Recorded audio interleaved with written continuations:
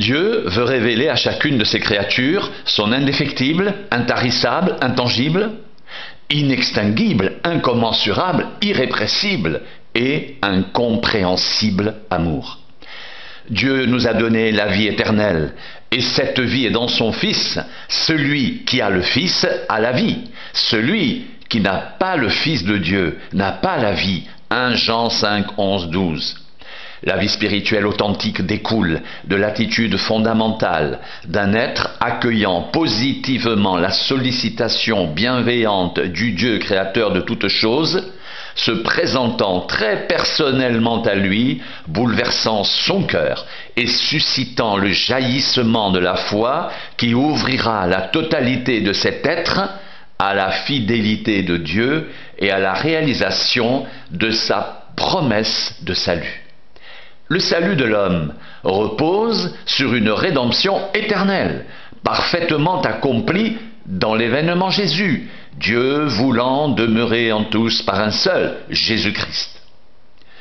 Dans sa fidélité indéfectible à l'égard du pécheur, par son offre unilatérale, gratuite de pardon et de salut, Dieu soustrait décisivement et définitivement les hommes à leurs conditions transgressives structurelles, l'état de péché, issu de leur appartenance à la première race adamique psychique, déchue de tous droits et titres au royaume de Dieu, en raison de la transgression générique, systémique et catastrophique perpétrée en Éden. Comme par un seul homme, le péché est entré dans le monde, et par le péché la mort, et qu'ainsi la mort s'est étendue sur tous les hommes, parce que tous ont péché, Romains 5, 12. Mais il n'en est pas du don gratuit comme de l'offense, car c'est par l'offense d'un seul. Il en est beaucoup qui sont morts, à plus forte raison, la grâce de Dieu et le don de la grâce venant d'un seul homme, Jésus-Christ, ont-ils été abondamment répandus sur beaucoup, Romains 5, 15. Ainsi donc, par une seule offense, la condamnation atteint tous les hommes. De même, par un seul acte de justice, la justification qui donne la vie s'étend à tous les hommes. Romains 5, 18.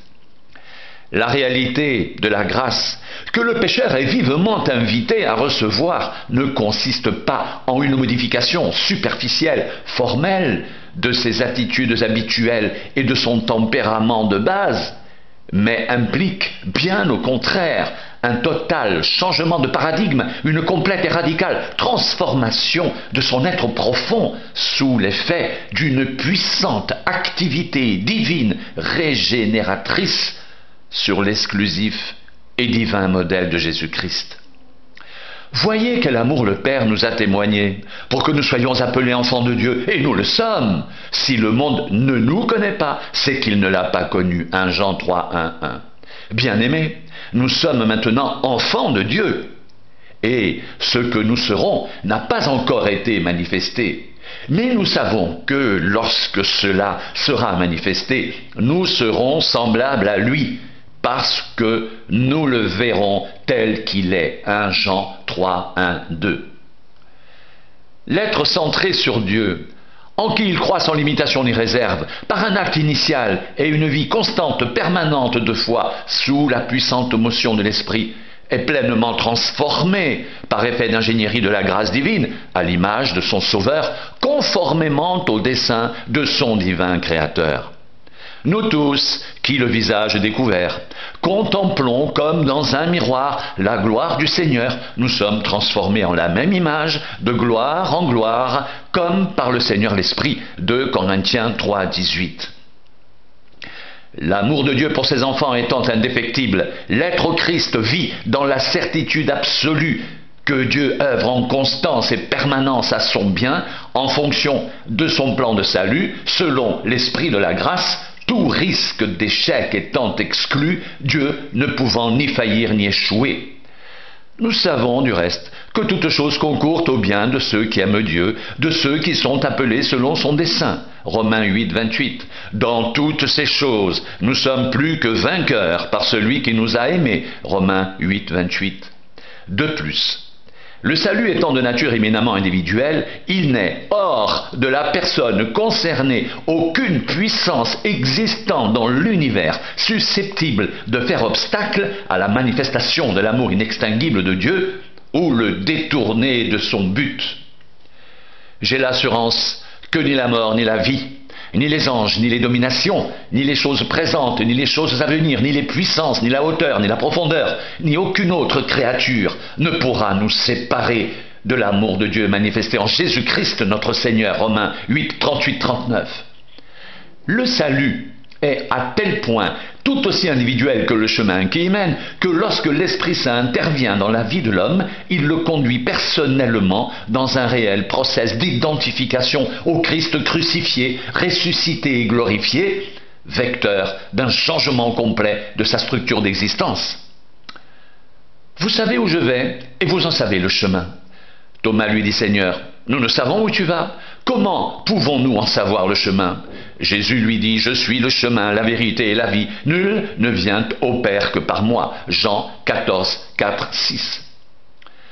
Cette conformation au Christ dans sa mort, sa résurrection et sa glorification produit un effet de radical bouleversement de la condition de l'homme, sous forme de passage de l'ancienne atavique structure d'existence transgressive pour la mort à une nouvelle structure d'existence pour la vie. Dès lors, conscient de son insertion dans l'univers de la résurrection, l'homme est, et se sait irréversiblement mort au péché, ne se concevant plus en fonction des pseudo-valeurs de la chair, mais uniquement en fonction des authentiques valeurs de l'esprit. Si nous sommes morts avec Christ, nous croyons que nous vivrons aussi avec lui. Sachant que Christ ressuscité des morts ne meurt plus, la mort n'a plus de pouvoir sur lui. Romains 6, 8, 9. Ne livrez pas vos membres au péché comme des instruments d'iniquité, mais donnez-vous vous-même à Dieu comme étant vivants, de mort que vous étiez, et offrez à Dieu vos membres comme des instruments de justice. Romains 6, 13. Considérant dès lors le fait que chacun construit son présent en fonction de la perception qu'il a de son avenir, toute condition présente est configurée différemment selon que l'on vit sous le règne du péché et de la mort, ou celui de la justice et de la vie, sous le régime de l'incrédulité et de la transgression, ou celui de la foi et de la justice, celui de la tristesse ou de la joie, du mensonge ou de la vérité, de la haine ou de l'amour, de la honte ou de la gloire.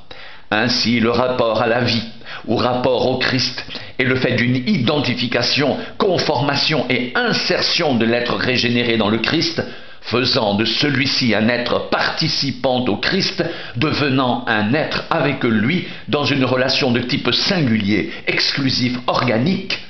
À ce stade, le chrétien est dans l'esprit et non plus dans la chair, l'esprit l'ayant introduit dans une relation organique au Christ, l'ayant définitivement établi fils de résurrection, constitué dans la filiation eschatologique et la famille éternelle de Dieu. Celui qui s'attache au Seigneur est avec lui un seul esprit. 1 Corinthiens 6, 16.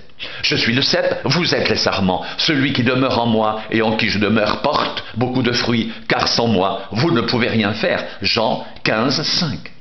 Tous ceux qui sont conduits par l'Esprit de Dieu sont fils de Dieu, et vous n'avez point reçu un esprit de servitude pour être encore dans la crainte, mais vous avez reçu un esprit d'adoption par lequel nous crions « Abba, Père » Romains 8, 14, 15. La question du salut est d'une importance telle, décidant de la condition éternelle de chacun en particulier, que nul ne peut éluder sa propre responsabilité par biais de méconnaissance ou de pur déni, ou même s'exonérer de cette même responsabilité personnelle en se défaussant sur telle personne, tel groupe ou telle institution. En fait, en matière de salut, demeure intangible l'inexorable principe de la responsabilité personnelle.